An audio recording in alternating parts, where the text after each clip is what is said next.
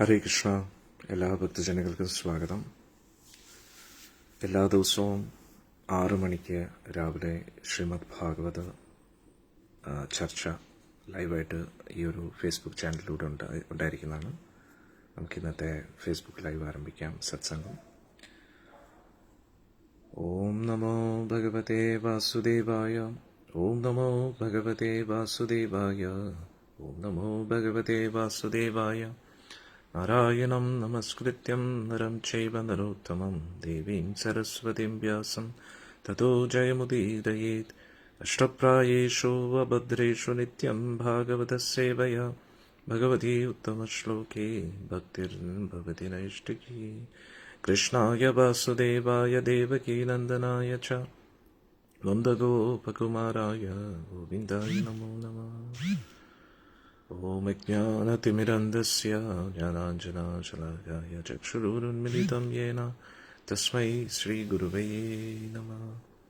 ശ്രീചൈതന്യമനോഭീഷ്ടം സ്ഥാപിതം യേന ഭൂതലേ സ്വയം രൂപഗദാമഹ്യം ദദാതി സ്വപദാന്തികം. വന്ദേഹം ശ്രീഗുരോം ശ്രീയുതാപദകമലം ശ്രീഗുരും വൈഷ്ണവംശ്ച.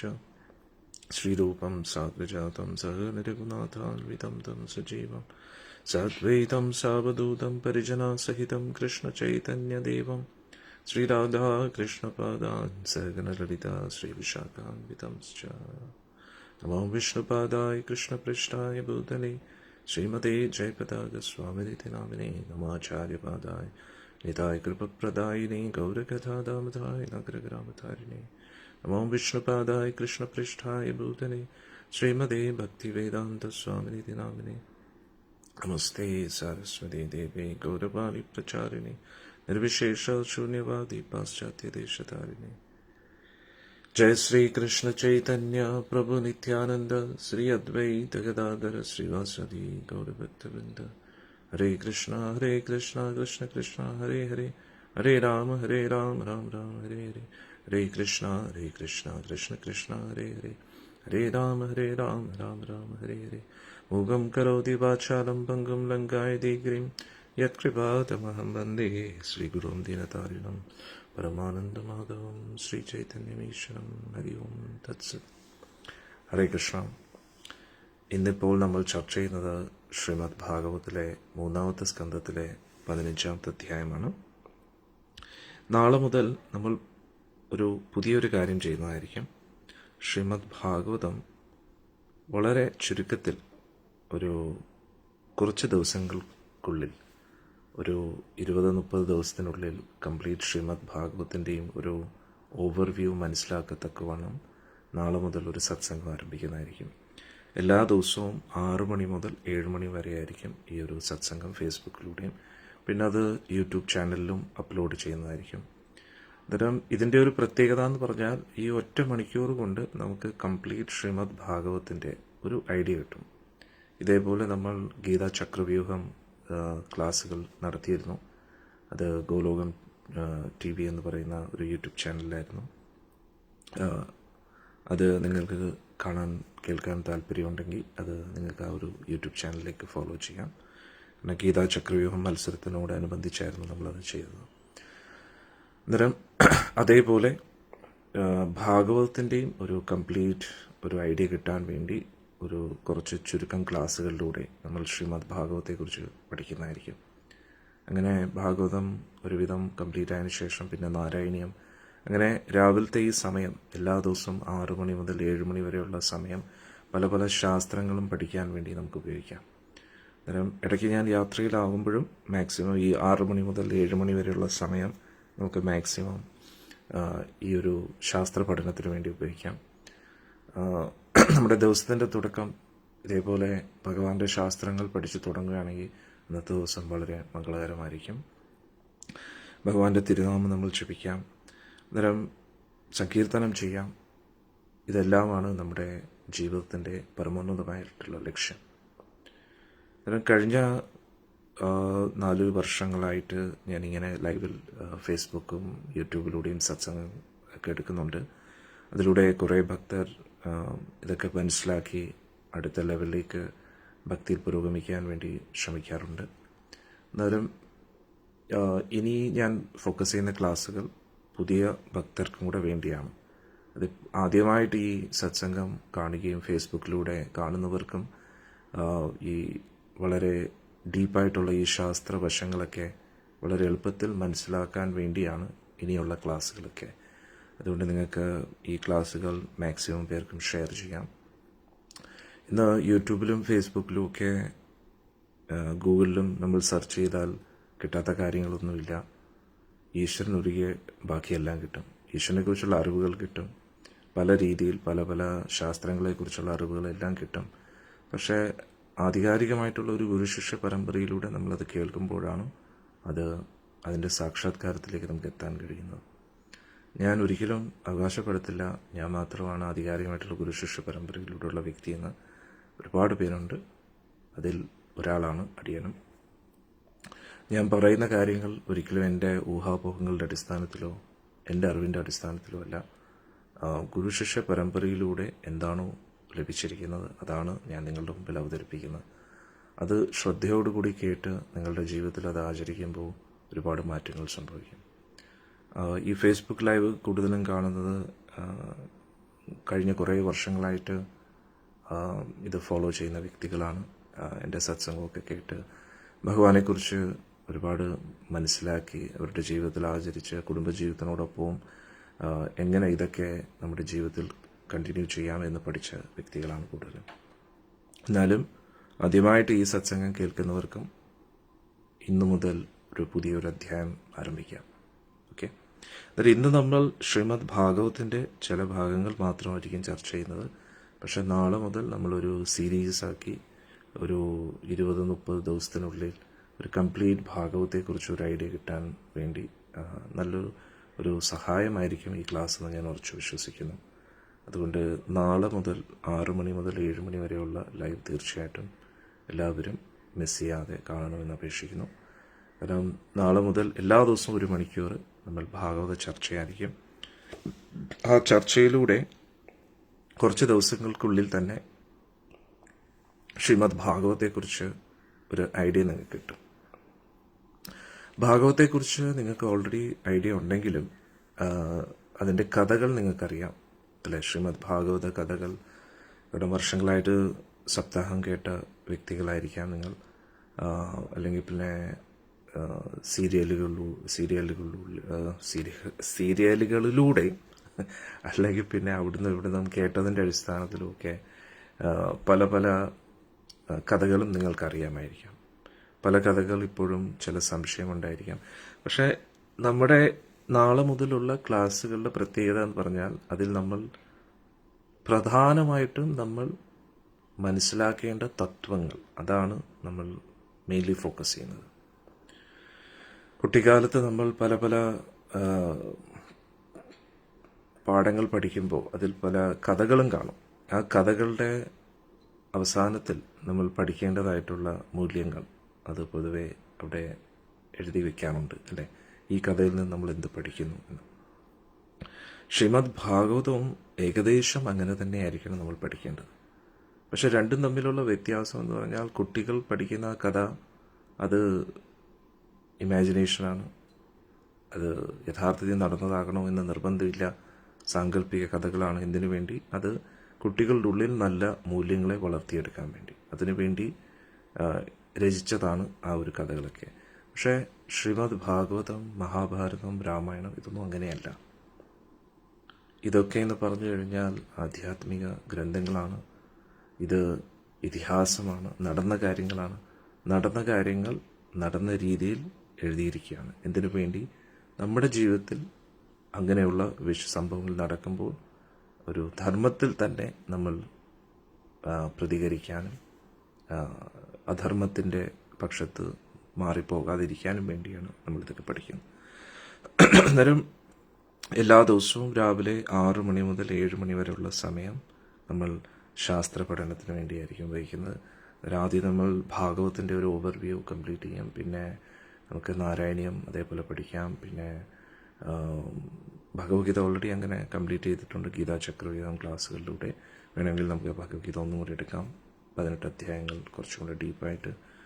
പിന്നെ അതുകൂടാതെ നമുക്ക് മഹാഭാരതം, അങ്ങനെ ഓരോരോ ഗ്രന്ഥങ്ങളായിട്ട് എടുക്കാം. എന്തായാലും ശ്രീമദ് ഭാഗവത്തിൽ നമ്മൾ കൂടുതൽ ഫോക്കസ് ചെയ്യാം. കാരണം എല്ലാവിധ ശാസ്ത്രങ്ങൾ എഴുതിയിട്ട് അവസാനം വ്യാസമഹർഷി എഴുതിയ ഗ്രന്ഥമാണ് ശ്രീമദ് ഭാഗവതം. ശ്രീമദ് ഭാഗവത്തിൻ്റെ ആധികാരികതയെക്കുറിച്ച് ചില വ്യക്തികൾ ചോദ്യം ചെയ്യാറുണ്ട്. 5000 വർഷം പഴക്കമൊന്നുമില്ല, ഈയിടെയാണ് ആരെങ്കിലും എഴുതിയത്, ഒരു 200-300 വർഷങ്ങൾ മുമ്പേ, 400 വർഷങ്ങൾ മുമ്പേ. അത് എന്തിൻ്റെ അടിസ്ഥാനത്തിലാണ് അവർ പറയുന്നതെന്ന് ചോദിച്ചാൽ, അത് അവർക്ക് ലഭിച്ച താളിയോലകളുടെ അടിസ്ഥാനത്തിലായിരിക്കും അവർ പറയുന്നത്. അതായത് ഇതാണ് ഏറ്റവും പഴക്കമുള്ള ശ്രീമദ് ഭാഗവതം ലഭിച്ചിരിക്കുന്നതെന്നൊക്കെ. പക്ഷേ അതിനു മുമ്പേയുള്ള എഴുത്ത് നമുക്ക് ലഭിച്ചില്ല എന്നതുകൊണ്ട് മാത്രം ഇതാണ് ഏറ്റവും പഴക്കമുള്ള ഭാഗവതം, അതുകൊണ്ട് ഈ വർഷമാണ് അത് എഴുതിയിട്ടുള്ളത് എന്ന് നമുക്ക് പറയാൻ കഴിയില്ല. കാരണം ഭാഗവതമൊക്കെ ഇങ്ങനെയുള്ള വൈദിക ഗ്രന്ഥങ്ങളൊക്കെ ഇതിനു മുമ്പേ എഴുതിയിട്ടില്ലായിരുന്നു, എഴുതേണ്ട ആവശ്യം വന്നിട്ടില്ലായിരുന്നു. കാരണം അതെപ്പോഴും ഗുരു ശിഷ്യ പരമ്പരയിലൂടെ ഗുരു ശിഷ്യർക്ക് പറഞ്ഞു കൊടുക്കുകയാണ്, ശിഷ്യർ അടുത്ത തലമുറയ്ക്ക് പറഞ്ഞു കൊടുക്കും. അങ്ങനെ തലമുറയായിട്ടാണ് അത് നമ്മുടെ ഇടയിൽ വന്നത്.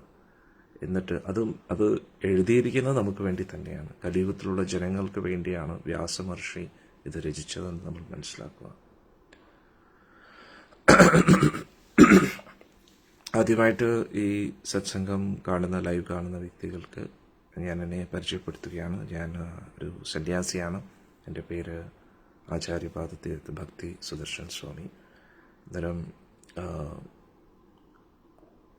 ഞാൻ എൻ്റെ തുടക്കകാലത്തിൽ ഞാൻ പൂനെയിലും ബോംബെയിലും ആയിരുന്നു. പൂനെയിൽ വെച്ചാണ് എൻ്റെ കുട്ടിക്കാലം. ജനിച്ചത് കൊല്ലത്ത് പുനലൂർ എന്ന് പറയുന്ന സ്ഥലത്താണ്. വളർന്ന പൂനെ, ബോംബെ സ്ഥലങ്ങളിലാണ്. അന്നേരം ഞാൻ ഹരേ കൃഷ്ണ പ്രസ്ഥാനത്തിൽ ഒരിക്കൽ പോകാനിടയുണ്ടായി. അവിടെ നിന്നും ഭഗവത്ഗീത ശ്രീ പ്രഭുപാജിയുടെ വായിച്ചു. അതിനുശേഷമാണ് എൻ്റെ ജീവിതത്തിൽ ഒരുപാട് മാറ്റങ്ങൾ സംഭവിച്ചത്. ആ സമയത്ത് ഞാൻ പഠിച്ചുകൊണ്ടിരിക്കുകയായിരുന്നു എൻജിനീയറിങ്ങിന്. പിന്നെ ഭഗവത്ഗീത പഠിച്ചപ്പോൾ എനിക്ക് ഒരുപാട് പ്രചോദനം ലഭിച്ചു. ഈ ഒരു മാർഗത്തിൽ തന്നെ മുന്നോട്ട് പോകണം എന്നൊരുപാട് ആഗ്രഹം ഉള്ളിൽ വളർന്നു. പിന്നെ എൻ്റെ കുടുംബത്തിൻ്റേതായിട്ടുള്ള ഉത്തരവാദിത്തങ്ങളെല്ലാം നിറവേറ്റിയതിന് ശേഷം പിന്നെ ഞാൻ ഈ ഒരു മാർഗത്തിലേക്ക് ഇറങ്ങി. അപ്പോൾ ഞാൻ വിവാഹം കഴിച്ചിട്ടില്ല. ഞാൻ അഖണ്ഡ ബ്രഹ്മചര്യ വ്രതത്തിലാണ്. പിന്നെ സന്യാസ ആശ്രമത്തിലേക്ക് ഞാൻ തിരിഞ്ഞു. ബ്രഹ്മചര്യ ആശ്രമത്തിൽ നിന്ന് ഞാൻ സന്യാസാശ്രമത്തിലേക്ക് സന്യാസം ലഭിച്ചു. എൻ്റെ സന്യാസ ഗുരു ഭക്തിനിലയ സ്വാമി മഹാരാജ്. പിന്നെ എനിക്ക് ദീക്ഷ നൽകിയത് പരംപൂജ്യ ജയപതാക സ്വാമി ഗുരു മഹാരാജ്. ജയപതാക സ്വാമി ഗുരു മഹാരാജ് ഇന്നും അദ്ദേഹമുണ്ട്. ബംഗാൾ നമ്മുടെ കൽക്കട്ടയിൽ നിന്നും ഒരു 4-5 മണിക്കൂർ യാത്ര ചെയ്യുമ്പോൾ മായാപ്പൂർ എന്ന് പറയുന്നൊരു സ്ഥലമുണ്ട്. അവിടെയാണ് പരംപൂജ്യ ജയപതാക സ്വാമി ഗുരു മഹാരാജ് ഇരിക്കുന്നത്. അദ്ദേഹത്തിൻ്റെ വലിയൊരു മഠമുണ്ട് അവിടെ. അന്നേരം ഞാൻ വരുന്ന പരമ്പര എന്ന് പറഞ്ഞാൽ ബ്രഹ്മ മധ്വ ഗൗഡിയ വൈഷ്ണവ സമ്പ്രദായം. അന്നേരം നമ്മുടെ എങ്ങനെയാണോ നമ്മൾ ആധ്യാത്മിക പഠനങ്ങൾ, ആധ്യാത്മിക ശാസ്ത്രങ്ങൾ പഠിക്കുമ്പോൾ പല സ്കൂൾസിലൂടെ നമ്മളെങ്ങനെയാണോ പല ഭൗതിക വിദ്യകൾ പഠിക്കുന്നത്, ഏതൊരു കലയും പഠിക്കുന്നത്, മാർഷൽ ആർട്സ് ആണെങ്കിലും കളരി ആണെങ്കിലും അതേപോലെ സംഗീതമാണെങ്കിലും അതേപോലെ ആധ്യാത്മിക ശാസ്ത്രങ്ങൾ പഠിക്കാൻ നമുക്ക് എപ്പോഴും ഒരു ഗുരുശിഷ്യ പരമ്പര വേണം. പക്ഷേ ഇന്നത്തെ കാലത്ത് കൂടുതൽ ആൾക്കാരും അത് പഠിക്കുന്നത് ഏതെങ്കിലും ഒരു ബുക്ക് വായിച്ചിട്ടോ അല്ലെങ്കിൽ നെറ്റിൽ നിന്നോ അല്ലെങ്കിൽ പിന്നെ യൂട്യൂബ് വീഡിയോസോ ഫേസ്ബുക്ക് വീഡിയോസോ അങ്ങനെയൊക്കെ. നമ്മളും ഫേസ്ബുക്കിലൂടെയാണ് പറയുന്നത്. പക്ഷേ ഏറ്റവും പ്രധാനമായിട്ട് നമ്മൾ നോട്ട് ചെയ്യേണ്ട ഒരു കാര്യം, ഇതൊക്കെ വളരെ നല്ലതാണ്. യൂട്യൂബും ഫേസ്ബുക്കും നമുക്ക് കുറച്ചും കൂടി എളുപ്പമാക്കി. പണ്ടൊക്കെ ഏത് ഗ്രന്ഥം വായിക്കണം, ഏത് ബുക്ക് വായിക്കണം, കാരണം ധാരാളം ബുക്സ് പൊതുവേ നമ്മൾ മലയാളികൾക്ക് വായിക്കാൻ വളരെ ഇഷ്ടമുള്ള വ്യക്തികളാണ്. വായിക്കുക എന്ന് പറഞ്ഞാൽ നമ്മുടെ ഏറ്റവും വലിയ ഹോബിയാണ്. അത് പത്രമായാലും ശരി, മാസികയാണെങ്കിലും ശരി, ഏറ്റവും കൂടുതൽ സാക്ഷരതയുള്ള നാടല്ലേ അല്ലേ? അതുകൊണ്ട് പൊതുവെ വായന നമുക്ക് വളരെ ഇഷ്ടമാണ്. വായനാശീലം ഇപ്പം കുറഞ്ഞിരിക്കുകയാണ്. പക്ഷെ എന്നാലും പൊതുവേ ഒരു തലമുറ പുറമോട്ട് നമ്മൾ പോവുകയാണെങ്കിൽ, ഒരു ജനറേഷൻ ബാക്ക് പോകുമ്പോൾ എല്ലാവർക്കും വായിക്കുക എന്ന് പറഞ്ഞാൽ വളരെ ഇഷ്ടമുള്ള കാര്യമാണ്. അത് സാധാരണ വീട്ടമ്മയാണെങ്കിൽ പോലും വായനാശീലം ഒരുപാടുണ്ട്. സരസ്വതി ദേവിയുടെ നല്ല അനുഗ്രഹമുള്ള വ്യക്തികളാണ് മലയാളികൾ. അന്നേരം നമ്മൾ കുറച്ച് പുറമോട്ട് ഇൻ്റർനെറ്റൊക്കെ ഇത്രയും ശക്തമാകുന്നതിന് മുമ്പേ നമ്മൾ നോക്കുകയാണെങ്കിൽ ഒരു നമ്മുടെ പ്രത്യേകിച്ച് കൊറോണയ്ക്ക് മുമ്പായിട്ടൊക്കെ നമ്മൾ കൂടുതലും നമ്മുടെ വീടുകളിലെല്ലാം ഒരുപാട് ബുക്സുകൾ നിറഞ്ഞിരിക്കും അല്ലേ. നമുക്ക് ഒരുപാട് ആകാംക്ഷയുണ്ട്. പിന്നെ വായനാശീലം മാത്രമല്ല, ഒരു ഇൻക്യൂസിറ്റീവ്നെസ് ഉണ്ട്. അതായത് ഇൻക്യൂസിറ്റീവ്നെസ് എന്ന് പറഞ്ഞാൽ ആകാംക്ഷയുണ്ട് അറിയാൻ എന്തിനെക്കുറിച്ചും, പ്രത്യേകിച്ച് ആധ്യാത്മിക കാര്യത്തിൽ. ഒരു ജിജ്ഞാസ എന്ന് പറയുന്ന ആ ഒരു ഗുണം നമ്മുടെ എല്ലാവരുടെയും ഉള്ളിൽ ഒരുപാടുണ്ട്. ആ ജിജ്ഞാസയുടെ പുറത്താണ് നമ്മൾ പലതും അന്വേഷിക്കുന്നത്.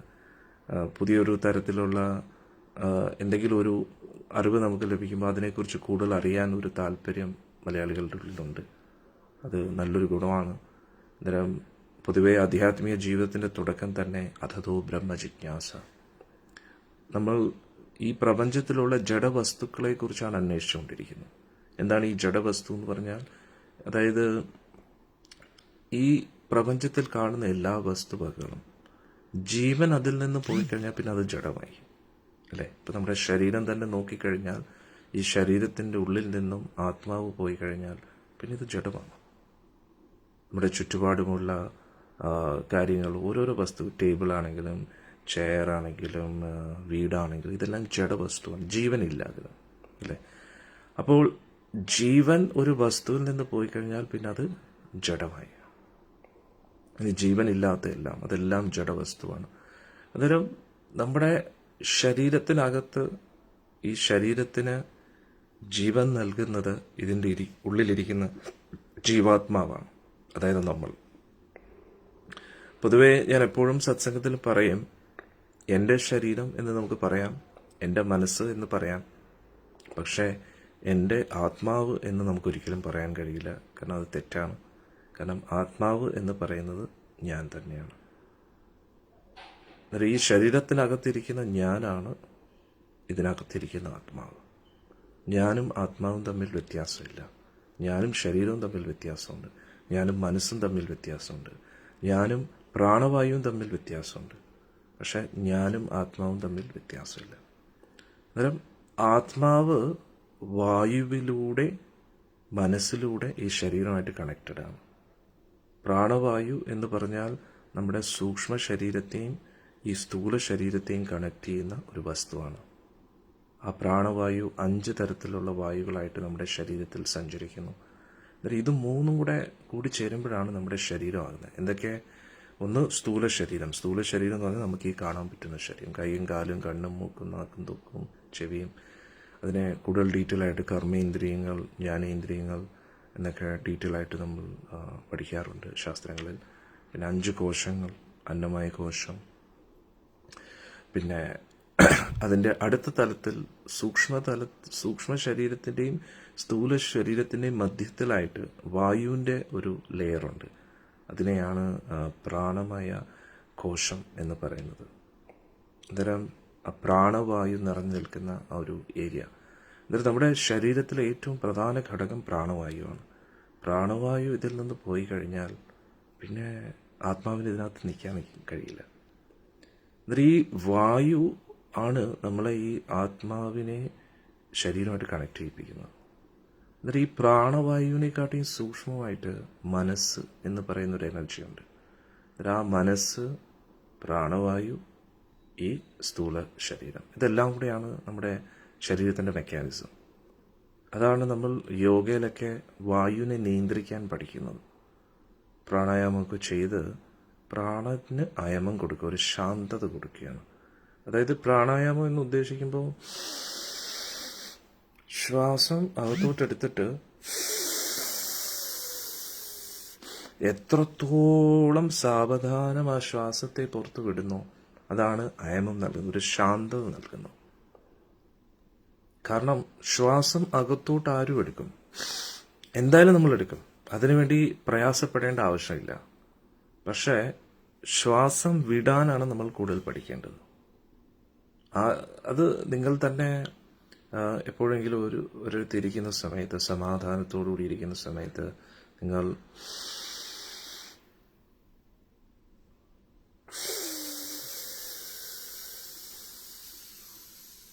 ഇങ്ങനെ ഒന്ന് പരിശീലിച്ച് നോക്കുക.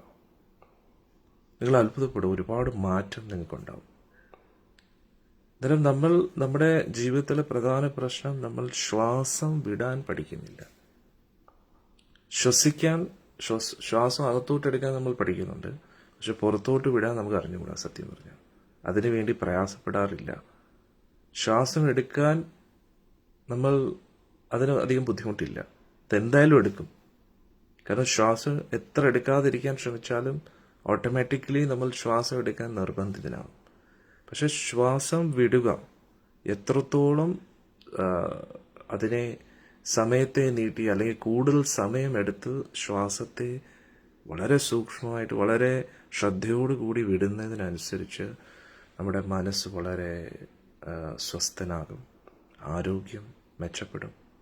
കംപ്ലീറ്റ്ലി നമ്മുടെ ശരീരം പ്രവർത്തിക്കുന്നത് ഈ വായുവിനനുസരിച്ചാണ്. അതുകൊണ്ടാണ് അഷ്ടാംഗ യോഗ പ്രക്രിയ പ്രകാരം വായുവിനെ നിയന്ത്രിക്കുക എന്നതാണ് ഏറ്റവും പ്രധാന ഘടകം.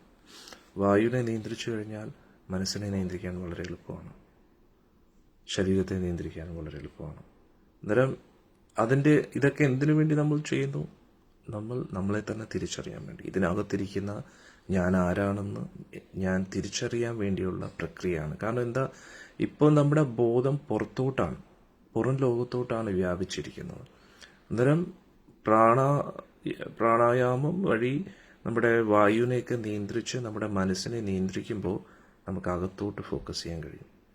അതായത് ഈ മാംസപേശികളും അസ്ഥിക്കും അപ്പുറത്തായിട്ടിരിക്കുന്ന വ്യക്തി ആരാണെന്ന് ഞാനിങ്ങനെ അന്വേഷിച്ചു തുടങ്ങും. ഇപ്പോൾ നമ്മുടെ വ്യക്തിത്വം എന്ന് പറഞ്ഞാൽ ഈ തൊലിപ്പുറത്ത് മാത്രമാണ്. ഈ തൊലിയുടെ അടിസ്ഥാനത്തിലാണ് നമ്മുടെ വ്യക്തിത്വം, അല്ലേ? അന്നേരം ഈ തൊലിക്ക് അപ്പുറത്തായിട്ട് മാംസപേശികൾ, അല്ലേ? അതിൻ്റെ ഉള്ളിൽ അസ്ഥി, പല പല ആന്തരിക അവയവങ്ങൾ, ഇതെല്ലാം കൂടെ ചേരുന്നതാണോ ഞാൻ? അല്ല, ഇതെല്ലാം യന്ത്രങ്ങൾ മാത്രമാണ്. ഒരു സിസ്റ്റമാണിത്. നമ്മുടെ ഡൈജസ്റ്റീവ് സിസ്റ്റം, ബാക്കിയുള്ള മസ്കുലർ സിസ്റ്റം, ഇതെല്ലാം നമ്മുടെ ശരീരത്തിനെ പ്രവർത്തിപ്പിക്കുന്നു എന്നേ ഉള്ളൂ. ശരീരം എന്ന് പറഞ്ഞാൽ ഒരു മെഷീനാണ്. പക്ഷെ ഇതിൻ്റെ ഉള്ളിലിരിക്കുന്ന ഒരു വ്യക്തി ആരാണ്? എവിടെയാണോ അത് വ്യക്തി ഇരിക്കുന്നത്? വയറ്റിൻ്റെ ഉള്ളിലാണോ, ഹൃദയത്തിലാണോ, അതോ കണ്ണിൻ്റെ ഉള്ളിലാണോ? എവിടെയാണ് നമ്മൾ ഇരിക്കുന്നത് എന്ന് നമ്മൾ മനസ്സിലാക്കണം. നമ്മൾ ശാസ്ത്രം അനുസരിച്ച് പറയുന്നത് നമ്മൾ ഹൃദയത്തിലാണ് ഇരിക്കുന്നത്. ഹൃദയത്തിലിരുന്നു കൊണ്ട് നമ്മുടെ സാന്നിധ്യം അല്ലെങ്കിൽ ആ എനർജി ശരീരം മൊത്തത്തിൽ വ്യാപിക്കുകയാണ്. ഹൃദയത്തിൽ ഇരുന്നു കൊണ്ട് നമുക്ക് ശരീരത്തെ മൊത്തത്തിൽ നിയന്ത്രിക്കാൻ പറ്റും. എന്നിട്ട് നമ്മൾ ഈ ശരീരമായിട്ട് കണക്റ്റ് ആവുന്നത് ഇന്ദ്രിയങ്ങളിലൂടെയാണ്. അതായത് നമ്മൾ ആത്മാവ് ഹൃദയത്തിൽ ഇരുന്നു കൊണ്ട് കണ്ണുമായിട്ട് കണക്റ്റഡ് ആണ്, ചെവിയായിട്ട് കണക്റ്റഡ് ആണ്, നാസികയായിട്ട് കണക്റ്റഡ് ആണ്, നാവുമായിട്ട് കണക്റ്റഡ് ആയിട്ടാണ്, ത്വക്കുമായിട്ട് കണക്റ്റഡ് ആയിട്ടാണ്. അങ്ങനെ ഈ ശരീരത്തിനകത്ത് ഇരിക്കുന്ന എല്ലാ ഇന്ദ്രിയങ്ങളും എല്ലാ അവയവങ്ങളുമായിട്ട് നമ്മൾ കണക്റ്റഡ് ആകുന്നു ഒരേ സമയത്ത്. അതുകൊണ്ടാണ് നമ്മൾ ഈ ശരീരത്തെക്കുറിച്ച് കോൺഷ്യസ് ആയിട്ടിരിക്കുന്നത്. ശരീരത്തിൽ ഏതെങ്കിലും ഒരു ഭാഗത്തൊരു സ്പർശനം ലഭിക്കുമ്പോൾ നമുക്ക് അത് അനുഭവപ്പെടുന്നുണ്ട്. കാരണം എന്താ, ആത്മാവ് ഹൃദയത്തിലിരിക്കുകയാണെങ്കിലും ഈ ശരീരത്തെ കംപ്ലീറ്റ്ലി അനുഭവിച്ചറിയാൻ കഴിയുന്നുള്ളൂ. എന്നാലും ഇതാണ് ഒരു യഥാർത്ഥ സയൻസ്, അൾട്ടിമേറ്റ് സയൻസ്. ഈ സയൻസാണ് നമ്മൾ പഠിക്കേണ്ടത്. പക്ഷേ നിർഭാഗ്യവശാൽ കൂടുതൽ പേരും അഷ്ടാംഗ യോഗയൊക്കെ ചെയ്യുന്നുണ്ടെങ്കിലും ശരീര ഫിറ്റ്നസ്സിന് മാത്രം ഫോക്കസ് ചെയ്യുന്നു. പ്രാണായാമമൊക്കെ ചെയ്യുന്നുണ്ടെങ്കിലും അത് അടുത്ത തലത്തിലേക്ക് അവർ ഉയരാൻ ശ്രമിക്കുന്നില്ല. അന്നേരം അഷ്ടാംഗ യോഗം എന്ന് പറഞ്ഞാൽ ഒരു വഴി മാത്രമാണ്. പക്ഷെ അതിനപ്പുറത്തായിട്ട് ഉയർന്ന ഒരു വഴിയുണ്ട്. അതാണ് ഭക്തിമാർഗം എന്ന് പറഞ്ഞാൽ. ഭക്തിമാർഗം എന്ന് പറഞ്ഞു കഴിഞ്ഞാൽ ആ ഭഗവാനെ ഡയറക്റ്റ്ലി അപ്രോച്ച് ചെയ്യുക. ബാക്കിയെല്ലാം ഒഫീഷ്യൽ രീതിയാണ്, ഔപചാരികപരമായിട്ടുള്ള രീതിയാണ്. അതായത് ഒരു VIP നമുക്ക് കാണണമെങ്കിൽ രണ്ട് രീതിയിൽ നമുക്ക് അപ്രോച്ച് ചെയ്യാം. ഒന്ന് ഒഫീഷ്യലി അപ്രോച്ച് ചെയ്യാം, അല്ലെങ്കിൽ പിന്നെ പേഴ്സണലി അപ്രോച്ച് ചെയ്യാം. ഏറ്റവും എളുപ്പമാർഗം എന്ന് പറഞ്ഞാൽ പേഴ്സണലി അപ്രോച്ച് ചെയ്യുന്നതാണ്. കാരണം ഒഫീഷ്യലി പോകുമ്പോൾ അതിന് അത്രത്തോളം കാഠിന്യമുണ്ട്, കുറേ കാലതാമസം എടുക്കും. എന്നിട്ടും അവിടെ എത്തണം എന്ന് നിർബന്ധമില്ല. പക്ഷേ അൺഒഫീഷ്യലി അല്ലെങ്കിൽ പേഴ്സണലി നമ്മൾ പോവുകയാണെങ്കിൽ കൂടുതൽ ഇൻറ്റിമേറ്റ് ആയിരിക്കാം, ആ വ്യക്തിയായിട്ട് ഒരു പേഴ്സണൽ ബന്ധം. അന്നേരം ഭക്തി എന്ന് പറഞ്ഞാൽ ആ പരമോന്നത ഭഗവാൻ ആരാണ്? ഈശ്വരൻ. അതാണ് നമ്മൾ അന്വേഷിക്കേണ്ടത്, അല്ലേ? ഈ പ്രപഞ്ചത്തിൻ്റെ മുഴുവൻ ആധാരം ആരാണ്? നമ്മുടെ ജഗത് പിത ആരാണ്? ജഗന്മാത ആരാണ്? നമ്മുടെ ഈ പ്രപഞ്ചത്തിൻ്റെ ആധാരം ആരിൽ നിന്നാണ് ഇതെല്ലാം തുടങ്ങുന്നത്? ദൈവമാണ്, ഈശ്വരൻ. അന്നേരം അത് മനസ്സിലാക്കാനുള്ള ഏറ്റവും ഉത്തമ വഴിയാണ് ഭഗവത്ഗീതയും ഭാഗവതവും. ഈ ഗീതയും ഭാഗവതവും പഠിച്ചു കഴിഞ്ഞാൽ മറ്റു ശാസ്ത്രങ്ങൾ പഠിച്ചില്ലെങ്കിലും കുഴപ്പമില്ല.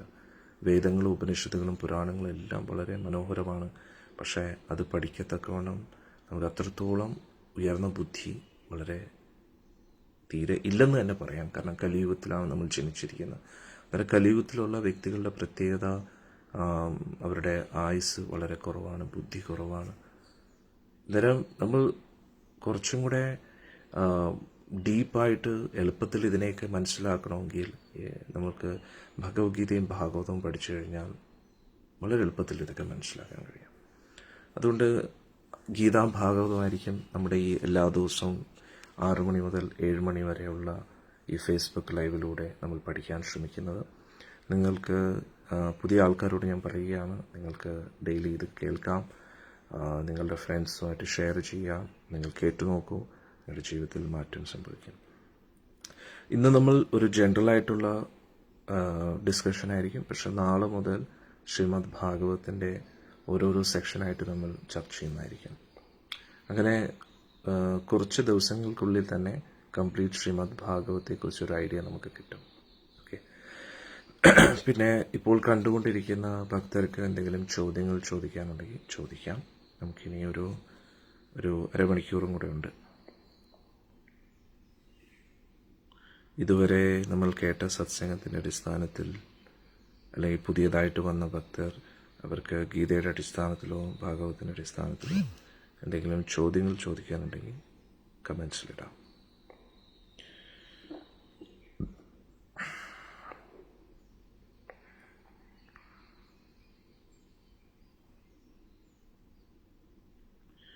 കഴിഞ്ഞ കുറേ വർഷങ്ങളായിട്ട് നമ്മൾ എല്ലാ ദിവസവും ഭാഗവതം ചർച്ച ചെയ്യുന്നുണ്ടായിരുന്നു. അത് 5-ാമത്തെ സ്കന്ധം വരെ എത്തിയിരുന്നു. പിന്നെ കുറച്ച് മറ്റ് ശാസ്ത്രങ്ങൾ പഠിക്കുന്നതിൻ്റെ ഇടയിൽ ഭാഗവതത്തിൽ കുറച്ച് ഗ്യാപ്പ് വന്നു. അന്നേരം പിന്നെ വീണ്ടും നമ്മൾ ഒന്നേന്ന് തുടങ്ങി. അങ്ങനെ ഇപ്പോൾ 3-ാമത്തെ സ്കന്ധത്തിലേക്ക് എത്തിയിരിക്കുക. പിന്നെ ഇതിൻ്റെ ഇടയിൽ സപ്താഹ രീതിയിൽ നമ്മൾ ഭാഗവതം കംപ്ലീറ്റ് ചെയ്തിട്ടുണ്ട്.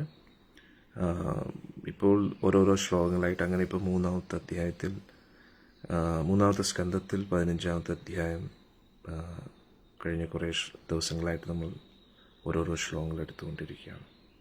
ഓരോ ശ്ലോകങ്ങളും ഒന്നിൽ കൂടുതൽ ശ്ലോകങ്ങളും അതൊക്കെ നമ്മൾ ചർച്ച ചെയ്യാറുണ്ട്. അതായത് ഇന്നലെ വരെ നമ്മൾ മെനഞ്ഞാന്ന് വരെ ചർച്ച ചെയ്തത് 4 കുമാരന്മാർ, അതായത് ബ്രഹ്മദേവൻ്റെ പുത്രന്മാർ, അവർ വൈകുണ്ഠത്തിൽ എത്തുകയാണ്. വൈകുണ്ഠത്തിലെത്തിയപ്പോൾ 6 കവാടങ്ങളും കഴിഞ്ഞ് 7-ാമത്തെ കവാടത്തിലേക്ക് അവർ പ്രവേശിക്കുമ്പോൾ ജയവിജയന്മാർ അവരെ തടയുകയാണ്. അപ്പോൾ ക്രുദ്ധരായി അവർ ശപിക്കുകയാണ്, നിങ്ങൾ വൈകുണ്ഠത്തിൽ നിൽക്കാൻ യോഗ്യരല്ല, നിങ്ങൾ ഭൂമിയിൽ ജനിക്കട്ടെ എന്ന് പറഞ്ഞു. ആ സമയത്ത് തന്നെ സാക്ഷാൽ ശ്രീമന്നാരായണൻ ലക്ഷ്മി സമേതനായിട്ട് അവിടെ ദർശനം നൽകി. ഭഗവാനെയും ദേവിയെയും കണ്ടപ്പോൾ 4 കുമാരന്മാർക്ക് ഒരുപാട് സന്തോഷമായി. അവിടെ ഭഗവാന്റെ സൗന്ദര്യത്തെ വർണ്ണിക്കുകയാണ്. അതീവ സുന്ദരനായിട്ട് കാണപ്പെട്ടു ഭഗവാൻ. ഭഗവാന്റെ സുന്ദരമായിട്ടുള്ള പാദം, ഭഗവാന്റെ മുഖം, ഭഗവാന്റെ ദേഹകാന്തി, ഭഗവാന്റെ സുന്ദരമായ വക്ഷസ്ഥലം, നാഭി, കൈകൾ, കണ്ണുകൾ എല്ലാം കുമാരന്മാർ ഇങ്ങനെ കണ്ട് ആസ്വദിച്ചുകൊണ്ടിരിക്കുകയാണ്. അവർക്ക് കണ്ടിട്ടും തൃപ്തിയാവുന്നില്ല. ഒരു ഭക്ത ചോദിക്കുന്നു വേറെ ആരെക്കുറിച്ച്. ഞാനിപ്പോൾ വടക്കാഞ്ചേരി ഒരു ഭക്തൻ്റെ വീട്ടിലാണ്. ഞാനിപ്പോൾ ഇന്നലെ മലപ്പുറത്തൊരു പ്രോഗ്രാം ഉണ്ടായിരുന്നു, 2 ദിവസത്തെ. അത് കഴിഞ്ഞിപ്പോൾ എത്തിയിരിക്കുകയാണ്. ഇപ്പോൾ കുറച്ച് കഴിയുമ്പോൾ ഞാൻ ഇവിടുന്ന് ഗുരുവായൂരിൽ പോകും. അപ്പോൾ ഓൺ ദ വേ ഇന്നലെ രാത്രി ഇവിടെ വന്നു. ഇനി ഇവിടുന്ന് ഞാൻ കുറച്ച് കഴിയുമ്പോൾ ഗുരുവായൂരിലേക്ക് തിരിക്കുന്നതായിരിക്കും. അപ്പോൾ ഭഗവാന്റെ സുന്ദരമായിട്ടുള്ള ആ ശരീരം കണ്ടപ്പോൾ നമ്മൾ അടുത്തത് മനസ്സിലാക്കേണ്ടത്, നമ്മളും നമ്മുടെ ശരീരമായിട്ട് വ്യത്യാസമുണ്ട്. പക്ഷേ ഭഗവാനും ഭഗവാന്റെ ശരീരമായിട്ട് വ്യത്യാസമില്ല. ഭഗവാനും ഭഗവാന്റെ ആത്മാവുമായിട്ടും വ്യത്യാസമില്ല. അതായത് നേരത്തെ ഞാൻ പറഞ്ഞതുപോലെ, ഞാൻ എൻ്റെ ശരീരം, പക്ഷേ എൻ്റെ ആത്മാവ് എന്ന് പറയാൻ കഴിയില്ല. ഞാനും ആത്മാവും ഒന്ന് തന്നെയാണ്. അതേപോലെ ഭഗവാനും ഭഗവാന്റെ ആത്മാവും ഒന്ന് തന്നെയാണ്. അതുകൂടാതെ ഭഗവാനും ഭഗവാന്റെ ശരീരവും ഒന്നാണ്. ഭഗവാന് ഒരു ശരീരം എടുക്കേണ്ടതായിട്ട് വരുന്നില്ല. ഭഗവാന് പ്രത്യേകിച്ച് ഒരു ശരീരത്തിൻ്റെ ആവശ്യമില്ല. ഭഗവാന്റെ ശരീരം മൊത്തത്തിൽ ആധ്യാത്മികമാണ്. അവിടെ അസ്ഥികളുടെ ആവശ്യമില്ല, എന്താ പറയുന്നത്, ആന്തരിക അവയവങ്ങളുടെ ആവശ്യമില്ല. ആധ്യാത്മിക ശരീരമാണ്. മനസ്സിലായില്ലേ? അതായത് ഭഗവാന്റെ ശരീരത്തിൽ നമ്മുടെ ശരീരം പോലെ തോന്നിപ്പിക്കും എങ്കിലും പക്ഷെ നമ്മുടെ ശരീരം പോലെയല്ല. ഭഗവാന്റെ ശരീരം വളരെ വ്യത്യസ്തമാണ്. അത് നമ്മൾ കണ്ടു തന്നെ അറിയേണ്ടതായിട്ടുണ്ട്. എങ്ങനെയാണ് ആ ശരീരം? ആ ശരീരത്തിൻ്റെ പ്രത്യേകത, ശരീരത്തിന് നാശമില്ല, ഒരിക്കലും ക്ഷയിക്കത്തില്ല, വൃദ്ധാവസ്ഥയില്ല. എപ്പോഴും ആ ശരീരം എന്നെന്നും അങ്ങനെ തന്നെ ഇരിക്കുമെന്നുള്ളത്. അങ്ങനെ തന്നെ ഇരിക്കുമെന്ന് പറഞ്ഞു കഴിഞ്ഞാൽ വളരെ ബോറിങ്ങും വളരെ ഇങ്ങനെയുള്ള ശരീരമല്ല, വളരെ സുന്ദരമാണ്. ഓരോ നിമിഷവും ആ ആധ്യാത്മിക ശരീരത്തിൻ്റെ സൗന്ദര്യം വർദ്ധിച്ചുകൊണ്ടേയിരിക്കും. ആ ശരീരത്തെ കാണും തോറും നമുക്ക് കൂടുതൽ കൂടുതൽ സന്തോഷം തോന്നും. ഇത് ഭഗവാന്റെ മാത്രം ശരീരമല്ല. തീർച്ചയായിട്ടും എല്ലാവരെക്കാട്ടും ഏറ്റവും സുന്ദരനാണ് ഭഗവാൻ. അതുകൊണ്ട് ഭഗവാന്റെ സൗന്ദര്യം അസീമിതമാണ്. അതുകൊണ്ടാണല്ലോ മേൽപ്പത്തൂർ നാരായണപ്പെട്ടി തിരുപ്പാട് സാന്ദ്രാനന്ദം എന്നൊരു വാക്ക് അവിടെ ഉപയോഗിക്കുന്നു. അന്നേരം ഭഗവാന്റെ ആ ആധ്യാത്മിക ശരീരത്തെ വർണ്ണിക്കാൻ നമ്മുടെ ഈ ലോകത്തുള്ള വാക്കുകൾ പര്യാപ്തമല്ല. വീണ്ടും നാരായണത്തിൽ പറയുന്ന പോലെ അസ്പഷ്ടം എന്ന് പറയുന്നൊരു വാക്കുകൂടെ ഉപയോഗിക്കുന്നുണ്ട്. അനുഭവിച്ചറിയാൻ മാത്രമേ കഴിയൂ. എങ്ങനെ അനുഭവിച്ചറിയാം? ഭഗവാന്റെ നാമവും ഭഗവാനുമായിട്ട് വ്യത്യാസമില്ല. അന്നേരം ഭഗവാന്റെ തിരുനാമ ജപത്തിലൂടെ, ഭഗവാനെക്കുറിച്ച് ചർച്ച ചെയ്യുന്നതിലൂടെ നമുക്ക് ഭഗവാനെക്കുറിച്ചുള്ള ഒരു അനുഭൂതി ഭഗവാന്റെ കാരുണ്യത്താൽ കിട്ടും. അതിലൂടെ മാത്രമേ നമുക്ക് ഭഗവാനെ അനുഭവിച്ചറിയാൻ കഴിയൂ. അല്ലാതെ വേറൊരു വഴിയില്ല. ഇനി ഭഗവാന്റെ ചിത്രം നമ്മൾ നോക്കുകയാണെങ്കിലും അത് കലാകാരൻ്റെ ഒരു സൃഷ്ടി മാത്രമല്ല. കാരണം നമ്മളെപ്പോഴും ഭഗവാന്റെ ചിത്രം കാണുന്നത് ഓടക്കുള്ളും പിടിച്ച് മയിൽപ്പീലിയും ചൂടി നിൽക്കുന്ന ഒരു ചെറുപ്പക്കാരനായിട്ടുള്ള ഒരു പയ്യനായിട്ടാണ് ഭഗവാനെ നമ്മൾ വരയ്ക്കാറുള്ളത്, അല്ലേ? അന്നേരം അതിൽ നമ്മുടേതായിട്ടുള്ള കുറച്ച് സങ്കല്പങ്ങൾ അതിൽ നമ്മൾ കയറ്റുന്നുണ്ടെങ്കിലും അടിസ്ഥാനപരമായിട്ട് മയിൽപ്പീലി, ഓടക്കുഴൽ ഇതെന്നൊക്കെ പറഞ്ഞു കഴിഞ്ഞാൽ ഏറ്റവും കൂടുതൽ അത് കണക്റ്റഡ് ആവുന്ന ഭഗവാനുമായിട്ടാണ്. ഇനി ഭഗവാന്റെ പേര്, കൃഷ്ണ എന്നുള്ള പേര് പല വ്യക്തികൾക്കും ഉണ്ടായിരിക്കാം. പക്ഷെ ഒറിജിനലി കൃഷ്ണ എന്നുള്ള പേര് എന്നെന്നും അത് കണക്ട് ചെയ്യുന്നത് ഭഗവാനുമായിട്ടാണ്. ഇപ്പോൾ നമുക്കെല്ലാവർക്കും ശ്രീമദ് ഭാഗവത്തിൽ അറിയാം,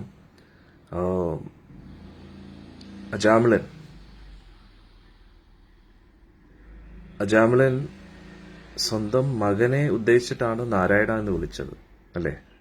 എന്നിട്ടും അദ്ദേഹത്തിന് നരകയാതനകളിൽ നിന്ന് രക്ഷപ്പെടാൻ കഴിഞ്ഞു എന്നുള്ളതാണ്. സ്വന്തം മകനെ ഉദ്ദേശിച്ച് വിളിച്ചിട്ടും ആ നാരായണ എന്ന പേര് ഭഗവാന്റെ പേരായതുകൊണ്ട് ആ പേര് വിളിച്ചതിനാൽ അദ്ദേഹത്തിന് നരകയാതനകളിൽ നിന്ന് രക്ഷപ്പെടാൻ കഴിഞ്ഞു. ആയുസ് നീട്ടിക്കിട്ടി. അതുകൂടാതെ പിന്നെ അതിനുശേഷം ഹരിദ്വാറിൽ പോയി ഭഗവാന്റെ നാരായണനാമം ജപിച്ച് വൈകുണ്ഠ പ്രാപ്തിയിലേക്ക് അജാമിളൻ പോയി എന്നുള്ളത്. അതാണ് ഭഗവാന്റെ നാമത്തിൻ്റെ പ്രത്യേകത. അപ്പോൾ ഭഗവാന്റെ നാമം, ഭഗവാന്റെ രൂപം, ആ ചിത്രം കലാകാരൻ്റേതായിട്ടുള്ള ചില സങ്കല്പങ്ങൾ ഉണ്ടെങ്കിലും, ഉദാഹരണത്തിന് നിറത്തിൻ്റെ കാര്യത്തിൽ നമ്മൾ കാർമുഖിൽ വർണ്ണൻ എന്ന് കേൾക്കുമ്പോൾ നമ്മുടേതായിട്ടുള്ള രീതിയിൽ ഒരു നീല നിറത്തിൽ നമ്മൾ ഒരു ഭഗവാന്റെ രൂപത്തെ വരച്ചെടുക്കുകയാണ്, അല്ലേ? അല്ലെങ്കിൽ ഈ ലോകത്ത് ലഭിക്കുന്ന നീല തന്നെ പല തരത്തിലുള്ള നീല നിറം കാണും, അല്ലേ? ഡാർക്ക് അല്ലെങ്കിൽ ലൈറ്റ്, അങ്ങനെ പല രീതിയിലും നമുക്ക് നീല നിറത്തെ വരയ്ക്കാൻ കഴിയും. ഇനി ചില വ്യക്തികൾ ബ്ലാക്ക് ആയിട്ട്, കറുപ്പ് നിറമായിട്ട് കാണിക്കുന്നു. അതിനെല്ലാം ലിമിറ്റേഷൻസ് ഉണ്ട്. വാക്കുകൾക്ക് ലിമിറ്റേഷൻസ് ഉണ്ട്. ഇപ്പോൾ കാർമുഖിൽ എന്ന് പറയുമ്പോൾ നമ്മൾ കാർമുഖിലാണോ എന്ന് വെച്ചാൽ ഓക്കെ, കാർമുഖിൽ എന്ന് പറയാം. പക്ഷെ കാർമുഖിലാണോ അറിഞ്ഞുകൂടുക. കാരണം നമ്മൾ ഉദ്ദേശിക്കുന്ന കാർമുഖിലായിരിക്കത്തില്ല. അത് നമ്മൾ ഭഗവാനെ നേരിട്ട് കാണുമ്പോഴേ അറിയാൻ കഴിയും. ഇനി പല വ്യക്തികളുടെയും ചോദ്യം, എങ്ങനെ ഭഗവാനെ കാണാൻ കഴിയും? തീർച്ചയായിട്ടും നമുക്ക് എല്ലാവർക്കും ഭഗവാനെ കാണാൻ കഴിയും. കാരണം ഇതിനു മുമ്പേ വ്യക്തികൾ കണ്ടിട്ടുണ്ട്, അല്ലേ? നമുക്കൊരിക്കലും ഇപ്പോഴും കണ്ടുകൊണ്ടിരിക്കുന്നു. അതുകൊണ്ട് ഭഗവാനെ കാണാൻ കഴിയത്തില്ല എന്നല്ല, പക്ഷെ ആദ്യം കാണാനുള്ള യോഗ്യത നമ്മൾ നേടിയെടുക്കണം. കാണാനുള്ള യോഗ്യത എന്താണ്? കാണാനുള്ള യോഗ്യത എന്ന് പറഞ്ഞാൽ അത്രത്തോളം തീവ്രമായിട്ടുള്ള ആഗ്രഹം വേണം ഭഗവാനെ കാണാൻ. അപ്പോൾ നമ്മൾ വിചാരിക്കും, നമുക്ക് എല്ലാവർക്കും തീവ്രമായിട്ടുള്ള ആഗ്രഹമുണ്ടല്ലോ ഭഗവാനെ കാണാൻ. നമുക്കങ്ങനെ തോന്നുന്നു. ഭഗവാനെ കാണണമെങ്കിൽ അത്രയും തീവ്രമായിട്ടുള്ള ആഗ്രഹം എന്ന് പറഞ്ഞാൽ ഭഗവാനെക്കുറിച്ചല്ലാതെ മറ്റൊരു ആഗ്രഹം പോലും നമ്മുടെ ഉള്ളിൽ പാടില്ല.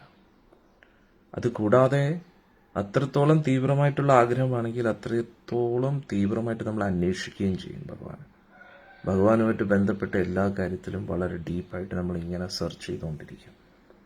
അങ്ങനെ നമ്മൾ ഡീപ്പായിട്ട് സെർച്ച് ചെയ്യുന്ന ഒരു മനോഭാവം നമുക്കുണ്ടെങ്കിൽ ഉറപ്പായിട്ടും നമുക്ക് ഭഗവാനെ കാണാൻ കഴിയും. അടുത്ത ഭഗവാൻ എന്ന് പറയുന്നത് നമ്മൾ ഒരു വ്യക്തിയാണെന്ന് മനസ്സിലാക്കുക. ഒരു സാങ്കല്പിക കഥാപാത്രമൊന്നുമല്ല. അതുകൊണ്ട് നമുക്കെങ്ങനെയാണോ ചിന്തിക്കാൻ പറ്റുന്നത് അതേപോലെ അതിനെക്കാട്ടി ഉപരി, കാരണം നമ്മൾക്ക് എല്ലാവർക്കും ചിന്തിക്കാനും പ്രവർത്തിക്കാനുമുള്ള ഈ എല്ലാ കഴിവുകളും ലഭിക്കുന്നത് ആ ഭഗവാനിൽ നിന്നാണ്. അതുകൊണ്ട് തന്നെ നമ്മുടേതായിട്ടുള്ള ഫീലിങ്സ് അതിൻ്റെ ഏറ്റവും ഉത്തമ രീതിയിൽ ഭഗവാന്റെ ഉള്ളിലുണ്ട്. ഭഗവാന് ചിന്തകളുണ്ട്, ആഗ്രഹങ്ങളുണ്ട്, ഇഷ്ടമുണ്ട്, അനിഷ്ടമുണ്ട്. ഒരു വ്യക്തിയാണ് ഭഗവാൻ എന്ന് പറഞ്ഞാൽ നമ്മളെപ്പോലെ ദുർബലരായിട്ടുള്ള വ്യക്തികൾ എന്നല്ല ഞാൻ ഉദ്ദേശിക്കുന്നത്. ഭഗവാന് ഇഷ്ടമുണ്ട്, ഭഗവാൻ അനിഷ്ടമുണ്ട്, ഭഗവാന് സന്തോഷമുണ്ട്, ഭഗവാന് ദുഃഖമുണ്ട്. വീണ്ടും മനസ്സിലാക്കുക, സന്തോഷവും ദുഃഖവും നമ്മുടേതായിട്ടുള്ള ഭൗതിക സന്തോഷവും ദുഃഖമല്ല, ഭഗവാന്റേതായിട്ടുള്ള രീതി. അപ്പോൾ ഭഗവാനെ സംബന്ധിച്ചിടത്തോളം ദുഃഖം എന്തായിരിക്കും? നമ്മളെല്ലാവരും ഭഗവാന്റെ മക്കളാണ്. നമ്മൾ പതീതരായി ഈ ലോകത്തിൽ ദുഃഖം അനുഭവിച്ചുകൊണ്ടിരിക്കുമ്പോൾ ഭഗവാനും ദുഃഖമുണ്ട്. അതുകൊണ്ടാണല്ലോ ഭഗവാൻ ഇവിടെ വീണ്ടും വീണ്ടും ഇറങ്ങി വരുന്നത്. ധർമ്മത്തിന് ഗ്ലാനി സംഭവിക്കുമ്പോൾ എന്തുകൊണ്ട് ഭഗവാൻ വീണ്ടും വീണ്ടും ഇവിടെ അവതരിക്കുന്നു? ആ ധർമ്മത്തെ പുനഃസ്ഥാപിക്കാൻ വേണ്ടി, സാധുജനങ്ങളെ സംരക്ഷിക്കാൻ വേണ്ടി, ഇനി ദുഷ്ടന്മാരെ നിഗ്രഹിക്കാൻ വേണ്ടി. ഇനി ആ ദുഷ്ടന്മാരും ഭഗവാന്റെ മക്കളാണ്. ഭഗവാന്റെ സ്പർശനം കൊണ്ട് അത് അവരെ വധിക്കാൻ വേണ്ടിയാണെങ്കിൽ പോലും അതിലൂടെ അവരെ രക്ഷപ്പെടുത്തുകയാണ് ഭഗവാൻ. കാരണം അറിഞ്ഞോ അറിയാതെയോ ചെയ്തു കൂട്ടിയ പാപകർമ്മങ്ങളുടെ ദുരിതങ്ങൾ ഇനി കുറേ അനുഭവിക്കേണ്ടതായിട്ടുണ്ട്. അപ്പോൾ ഒരു അച്ഛനും അമ്മയുടെയും സ്നേഹം അത് തലോടലായിട്ട് മാത്രമല്ലല്ലോ വരുന്നത്, അല്ലേ? അത് ചിലപ്പോൾ ഒരു വഴക്കായിട്ടായിരിക്കും, ഒരു അടിയായിട്ടായിരിക്കാം. അതേപോലെയാണ് ഭഗവാനും മക്കളെ സ്നേഹിക്കുന്നതും ശിക്ഷിക്കുന്നതും ഇതെല്ലാം ഭഗവാന്റെ സ്നേഹം തന്നെയാണ്. ഈ ലോകത്ത് ഒരു അച്ഛനും അമ്മയും മക്കളിൽ നിന്നും എന്തെങ്കിലും ഒരു പ്രതീക്ഷ വയ്ക്കും, ഒരു സ്വാർത്ഥത അതിൻ്റെ പുറകിൽ കാണും. പക്ഷെ ഭഗവാന്റെ സ്നേഹം എന്ന് പറഞ്ഞാൽ കംപ്ലീറ്റ്ലി നിസ്വാർത്ഥമാണ്. നമ്മളിൽ നിന്നൊന്നും പ്രതീക്ഷിക്കുന്നില്ല. കാരണം നമുക്കൊന്നും ചെയ്യാൻ ഇല്ല ഭഗവാന് വേണ്ടി. ഈ പ്രപഞ്ചം മുഴുവൻ ഭഗവാന്റേതാണ്. പക്ഷെ എന്നിരുന്നാലും നമുക്ക് ഭഗവാനോടുള്ള സ്നേഹത്തെ വ്യക്തമാക്കുന്നത് നമ്മൾ അദ്ദേഹത്തിന് വേണ്ടി എന്ത് ചെയ്യുന്നു എന്നതിലൂടെയാണ്. അദ്ദേഹത്തിന് ഒരിക്കലും വെണ്ണയുടെ ആവശ്യമില്ല, പക്ഷെ എന്നാലും സ്നേഹ ഉപഹാരമായിട്ട് നമ്മുടെ സ്നേഹത്തെ വ്യക്തമാക്കാൻ വേണ്ടി നമ്മളവിടെ കൊടുക്കുകയാണ്. ഉദാഹരണത്തിന് നമ്മുടെ വീട്ടിലാരുടെയെങ്കിലും പിറന്നാളോ എന്തെങ്കിലും വരുന്ന സമയത്ത് നമ്മൾ എന്താ ചെയ്യുന്നത്? അവർക്ക് വേണ്ടി എന്തെങ്കിലും ഒരു ഭക്ഷണം തയ്യാറാക്കും, അല്ലെങ്കിൽ ഒരു ഗിഫ്റ്റ് കൊടുക്കും, അല്ലെങ്കിൽ ഒരു പൂ കൊടുക്കും. അങ്ങനെ ഒരു പരമാചാര്യൻ പറയുന്നുണ്ട് അടിയൻ്റെ പരമ്പരയിൽ തന്നെ, it is not the thing that matters, it's the thought behind the thing. അന്നേരം വസ്തുവല്ല പ്രധാനമായിട്ടുള്ളത്, വസ്തുവിൻ്റെ പ്രാധാന്യതയല്ല, പക്ഷെ ആ വസ്തുവിൻ്റെ പുറകിൽ ഉള്ള ചിന്ത. നമ്മൾ ഏതൊരു വസ്തു കൊടുക്കുന്നു എന്നതിലല്ല, എന്തു കൊടുക്കുന്നു എന്നതിലല്ല, അതിൻ്റെ പുറകിലുള്ള നമ്മുടെ ചിന്ത എന്താണ്, നമ്മുടെ ഭാവം എന്താണ്, അതാണ് ഇമ്പോർട്ടൻ്റ്. അപ്പോൾ പല വ്യക്തികളും ചിന്തിക്കുന്നു, ഇത്രയും ഭഗവാന്റെ അഭിഷേകം ചെയ്യുമ്പോൾ അല്ലെങ്കിൽ ഹോമത്തിൽ നെയ്യ് കൊടുക്കുമ്പോൾ, നെയ്യ് അർപ്പിക്കുമ്പോൾ അതെല്ലാം വെറുതെ കളയുകയല്ലേ? എത്രത്തോളം നെയ്യും എത്രത്തോളം പാലുമാണ് വെറുതെ കളയുന്നത് എന്ന് പല ആൾക്കാരും ചിന്തിക്കാറുണ്ട്. അന്നേരം എന്തിനു വേണ്ടിയാണ് അത് ചെയ്യുന്നത് എന്ന് മനസ്സിലാക്കി കഴിഞ്ഞാൽ നമുക്കതിൻ്റെ ആധികാരികത മനസ്സിലാക്കാൻ കഴിയും. കാരണം ഈ പ്രപഞ്ചത്തിലെല്ലാം നമുക്ക് വെറുതെ കിട്ടുകയല്ലേ, എല്ലാം ഫ്രീ ആയിട്ട് കിട്ടുകയാണ്. അന്നേരം അതിന് പകരമായിട്ട് നമുക്ക് ഭഗവാനോട് ഒരു കൃതജ്ഞത വ്യക്തമാക്കാൻ വേണ്ടിയാണ്. അതും ആ ഹോമം എന്ന് പറഞ്ഞാൽ വെറുതെ ഒരു തീക്കകത്തല്ല ഇടുന്നത്. ആ തീയെ ആവാഹിച്ച് ആ ഈശ്വരന്റെ സാക്ഷാത്കാരം, ഈശ്വരന്റെ ആ ഒരു സാന്നിധ്യം അതിൽ വന്നതിന് ശേഷം ഈശ്വരനെ സമർപ്പിക്കുകയാണ്. ഇതിന് വേറൊരു ഉദാഹരണം പറയുന്നത്, ഈ നമ്മൾ ഇപ്പോൾ ആരും അങ്ങനെ ലെറ്റേഴ്സ് അയക്കാറില്ല. പക്ഷെ പണ്ട് കാലങ്ങളിലൊക്കെ നമ്മൾ ലെറ്റേഴ്സ് അയക്കുന്ന സമയത്ത്, ഇപ്പോഴും അയക്കാറുണ്ട് പാർസൽസ് ഒക്കെ, പക്ഷെ എന്തായാലും okay what ever it may, നമുക്ക് എന്തെങ്കിലും ഒരു പാർസൽ അയക്കുമെന്ന് വിചാരിക്കട്ടെ. പാർസൽ നമ്മൾ എവിടെയാണ് പാക്ക് ചെയ്തിട്ട് നമ്മുടെ കൊറിയർ ടീമിനോ പോസ്റ്റ് ഓഫീസിലോ പോയിട്ട് നമ്മൾ കൊടുക്കുകയാണ്. നമ്മൾ നമ്മുടെ പോസ്റ്റ് ഓഫീസിലാണ് കൊടുക്കുന്നത്. പക്ഷെ അത് എത്തേണ്ടടുത്ത് എത്തുന്നു. കാരണം എന്താ, അതിനായിട്ടുള്ളൊരു പ്രോസസ്സുണ്ട് അല്ലേ. നമ്മുടെ നിയറസ്റ്റ് പോസ്റ്റ് ഓഫീസോ അല്ലെങ്കിൽ കൊറിയർ ഓഫീസിലോ പോയി നമ്മൾ എവിടെയാണോ ഇത് അയക്കാൻ ഉദ്ദേശിക്കുന്നത് അതിൻ്റെ അഡ്രസ്സ് വെച്ച് ആ പർട്ടിക്കുലർ അതിൻ്റേതായിട്ടുള്ള ഫോർമാലിറ്റീസ് എല്ലാം ഫുൾഫിൽ ചെയ്തിട്ട് നമ്മുടെ നിയറസ്റ്റ് ആയിട്ടുള്ള ആ ഒരു പോസ്റ്റ് ഓഫീസിൽ അല്ലെങ്കിൽ കൊറിയർ ഓഫീസിൽ കൊടുക്കുന്നു. എന്നിട്ട് നമുക്കൊരു റിസീപ്റ്റ് കിട്ടുന്നു. എന്നിട്ട് നമുക്ക് അതിൻ്റേതായിട്ടുള്ള നോട്ടിഫിക്കേഷൻ വരുന്നു, നിങ്ങൾ ഉദ്ദേശിച്ച ആൾക്ക് കിട്ടി എന്നും പറയുന്നുണ്ട് അല്ലേ. ഇതേ പ്രോസസ്സാണ് പൂജാതി കർമ്മങ്ങൾക്കും ഹോമങ്ങൾക്കും. അതിൻ്റെ പ്രോസസ്സ് അറിയാത്ത വ്യക്തി ചിലപ്പം ചിന്തിക്കും, ഇത് നമ്മൾ ഈ പാർസൽ കൊടുക്കേണ്ടത് ബോംബെയിലല്ലേ, അന്നേരം ആ ബോംബെയിൽ കൊടുക്കേണ്ട പാർസൽ ഇവിടെ കൊടുത്തിട്ട് എന്ത് ചെയ്യാനാണ്, ഇതുകൊണ്ട് നമുക്ക് എന്ത് കിട്ടാനാണ് എന്നൊക്കെ ഇതിനെക്കുറിച്ച് അറിയാത്തൊരു വ്യക്തി ചിലപ്പോൾ ചിന്തിച്ചേക്കാം. പക്ഷെ ആ പോസ്റ്റ് ഓഫീസ് വർക്ക് ചെയ്യുന്ന രീതി എങ്ങനെയാണ് എന്ന് മനസ്സിലാക്കി കഴിഞ്ഞാൽ വളരെ ക്ലിയർ ആണ്. നമ്മൾ കൊടുക്കുന്ന സമയത്ത് അത് കറക്റ്റായിട്ട് എത്തേണ്ടടുത്ത് എത്തി എന്നുള്ള കൺഫർമേഷൻ നമുക്ക് കിട്ടും. ഇതേപോലെയാണ് എല്ലാ പൂജാതി കർമ്മങ്ങളും ആരാധനാ രീതിയൊക്കെ. അതിന് അതിൻ്റേതായിട്ടുള്ള ഒരു പ്രോസസ്സുണ്ട്. പക്ഷെ ഇതിലും കള്ളത്തരങ്ങളുണ്ട്.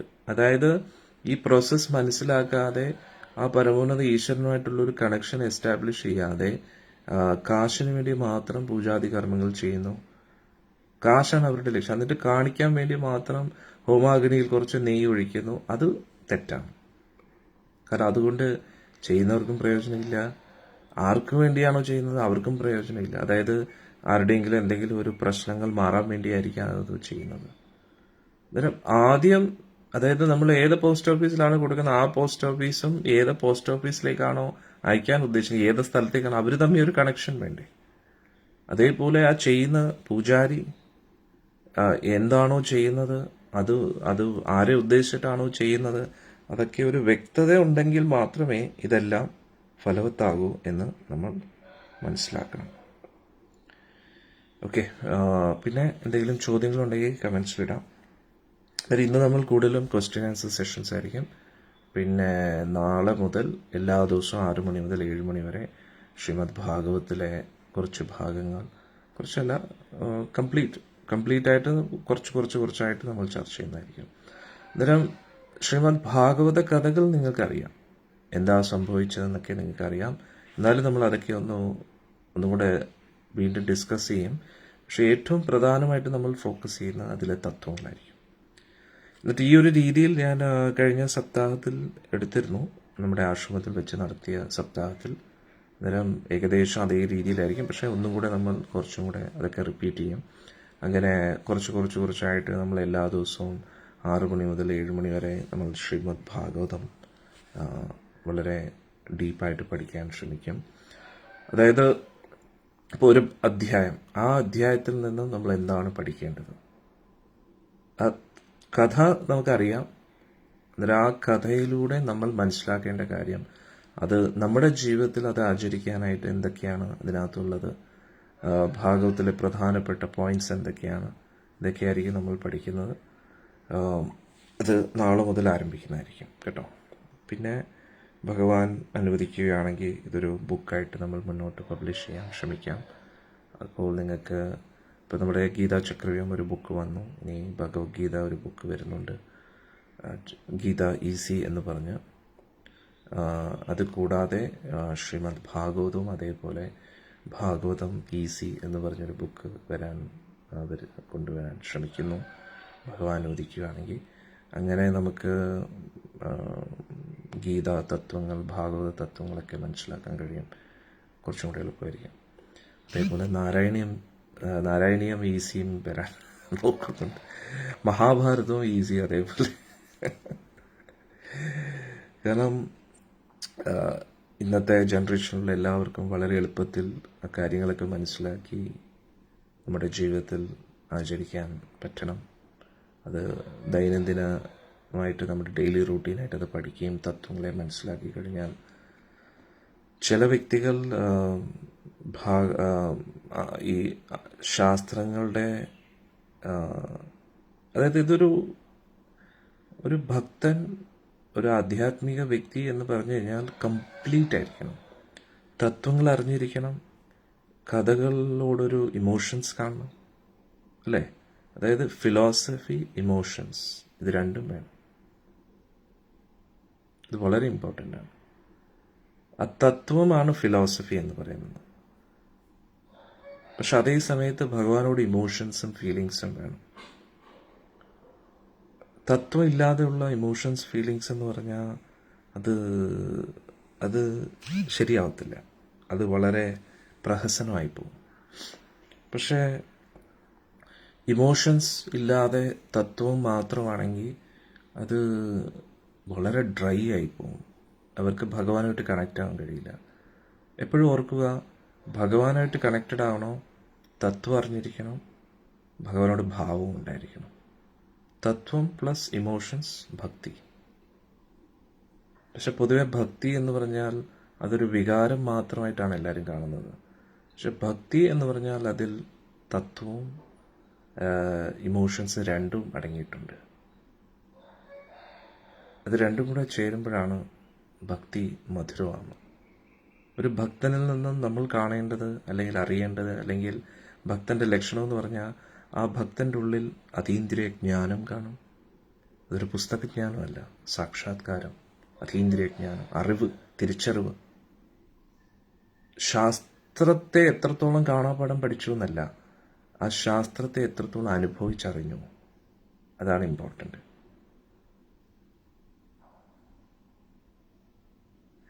പിന്നെ ഞാൻ കുറച്ച് ഭക്തർ നമ്മുടെ ചക്രവ്യൂഹം ബുക്ക് മേടിച്ചിരുന്നു. നിങ്ങളുടെ അഭിപ്രായം കമൻസിലിടാം. വായിച്ചതിന് ശേഷം നിങ്ങൾക്ക് എന്ത് തോന്നുന്നു, ബുക്ക് എങ്ങനെയായിരുന്നു, നിങ്ങളുടെ ഫീഡ്ബാക്ക് തരാം. എന്തെങ്കിലും നമുക്ക് അതിലിനിയും ആഡ് ചെയ്യേണ്ടതായിട്ടുണ്ടോ, ഇനിയും കുറച്ചും കൂടെ ബുക്ക് എങ്ങനെ ബെറ്റർ ആക്കാം എന്നൊക്കെ നിങ്ങൾക്ക് കമൻസിലിടാം. അന്നേരം ഞാൻ പറഞ്ഞതിൻ്റെ അടിസ്ഥാനത്തിൽ, അതായത് ഭക്തി എന്ന് പറഞ്ഞാൽ അവിടെ അറിവ് എന്ന് പറഞ്ഞാൽ എങ്ങനെയാ, അതീന്ദ്രിയജ്ഞാനം. അതീന്ദ്രിയജ്ഞാനം എന്ന് പറഞ്ഞാൽ അനുഭവജ്ഞാനം. Experiencing something beyond what we are experiencing now. അതാണ് റിയൽ അതീന്ദ്രിയജ്ഞാനം. അതായത് ഇപ്പോൾ നമ്മൾ അനുഭവിക്കുന്നതിനും അപ്പുറത്തായിട്ടുള്ള ഒരു അനുഭൂതി, അതിനെയാണ് അതീന്ദ്രിയജ്ഞാനം. ഒരു അതീന്ദ്രിയജ്ഞാനം എന്ന് പറഞ്ഞാൽ നമ്മളെ ഡയറക്റ്റ്ലി ഭഗവാനെ കണ്ടു എന്നല്ല, ആ ഒരു തലത്തിലേക്ക് നമ്മളിങ്ങനെ ഓരോരോ സ്റ്റെപ്പ് എടുത്തുകൊണ്ടിരിക്കുന്നു. ഇപ്പോൾ നമ്മൾ ശരീരത്തെയും നമ്മുടെ ചുറ്റുപാടുകളെയാണ് അറിഞ്ഞുകൊണ്ടിരിക്കുന്നത്, എക്സ്പീരിയൻസ് ചെയ്തുകൊണ്ടിരിക്കുന്നത്. അന്നേരം experiencing A reality beyond what we are experiencing now. അന്നേരം നമ്മളിപ്പോൾ അനുഭവിച്ചു കൊണ്ടിരിക്കുന്ന യാഥാർത്ഥ്യത്തിന് അപ്പുറത്തായിട്ടുള്ള ഒരു ഉയർന്ന അനുഭൂതി, അതാണ് അതീന്ദ്രിയജ്ഞാനം എന്ന് പറയുന്നത്. അതിൻ്റെ അടിസ്ഥാനത്തിൽ ഭഗവാനോടുള്ള ഇമോഷൻസ്. അപ്പോൾ ഇമോഷൻസും അതീന്ദ്രിയ ഇമോഷൻസ് ആയിരിക്കണം. ഈ ലോകവുമായിട്ട് ബന്ധപ്പെട്ട ഇമോഷൻസ് അല്ല. ഈ രണ്ട് ഇമോഷൻസ് തമ്മിൽ വ്യത്യാസം എങ്ങനെയാണ്? ഇപ്പോൾ ഉദാഹരണത്തിന് ഒരു ഭക്തൻ കരയുന്നതായിട്ട് നമ്മൾ കാണുന്നു, അതേ സമയത്ത് ഒരു ഭഗവാനുമായിട്ടൊരു ബന്ധമില്ലാത്ത വ്യക്തിയും കരയുന്നതായിട്ട് കാണുന്നു. പക്ഷെ രണ്ടുപേരുടെയും കരച്ചിലിൻ്റെ ഉദ്ദേശം വേറെയായിരിക്കും. അതായത് ഒരു വ്യക്തി ചിലപ്പോൾ ഈഗോ കൊണ്ട് കരയും, അതായത് ആ വ്യക്തി ഉദ്ദേശിക്കുന്ന രീതിയിൽ ആ വ്യക്തിക്ക് ഒന്നും നേടിയെടുക്കാൻ കഴിയുന്നില്ല, അല്ലെങ്കിൽ ആ വ്യക്തിയുടെ ഒരു ശത്രു ആ വ്യക്തിയുടെ മുമ്പിൽ ജയിച്ചു, അപ്പോഴും ആ വ്യക്തി കരയാറുണ്ട്. നമ്മൾ മനസ്സിലാക്കുക, കംസനും കരയാറുണ്ട്, ഹിരണ്യകശിപുവും കരഞ്ഞിട്ടുണ്ട്, ദുര്യോധനും കരഞ്ഞിട്ടുണ്ട്, കർണനും കരഞ്ഞിട്ടുണ്ട്. മനസ്സിലാക്കുക. അന്നേരം കരയുന്നു എന്നത് മാത്രമല്ല ഭക്തിയുടെ ലക്ഷണം. ഇനി ഭഗവാന്റെ മുമ്പിൽ കരയുന്നതാണെങ്കിൽ പോലും പൊതുവേ ഭക്തി എന്ന് പറഞ്ഞു കഴിഞ്ഞാൽ നമ്മൾ എന്താ വിചാരിക്കുന്നത്? ഭഗവാന്റെ മുമ്പിൽ കരയുമ്പോൾ, ഭഗവാന്റെ നാമമൊക്കെ ജപിച്ച് കരയുമ്പോൾ നമ്മൾ വിചാരിക്കും, ഓ ഇതാണ് ഭക്തിയുടെ ലക്ഷണം. അത് ഒരു ലക്ഷണമാണെങ്കിലും എന്തിനു വേണ്ടി കരയുന്നു എന്നതും വളരെ ഇമ്പോർട്ടൻ്റ് ആണ്. എന്ത് മനസ്സിലാക്കിയിട്ടാണ് കരയുന്നത്, അല്ലെങ്കിൽ ആർക്കു വേണ്ടിയാണ് കരയുന്നത്? ഹരേ കൃഷ്ണ. ഇന്നലെ മലപ്പുറത്ത് ഒരു വീട്ടിൽ നമ്മൾ സത്സംഗം ചെയ്തുകൊണ്ട് ഒരു അമ്മയെ അവിടെ കണ്ടു. അമ്മ പറഞ്ഞു, എപ്പോഴും ഞാൻ നാമമാണ് ജപിക്കുന്നത്, എനിക്ക് വളരെ ഇഷ്ടമായി, ഓക്കെ ജപിച്ചുകൊണ്ടിരിക്കും, നല്ല കാര്യം എന്നൊക്കെ പറഞ്ഞു. അങ്ങനെ വളരെ വളരെ ആത്മീയ കാര്യങ്ങളൊക്കെ പറഞ്ഞിട്ട് എന്നിട്ട് അവസാനം അമ്മ പറയുകയാണ്, എങ്ങനെയെങ്കിലും എൻ്റെ മോൻ്റെ കാര്യമൊക്കെ ഒന്ന് ശരിയാക്കി.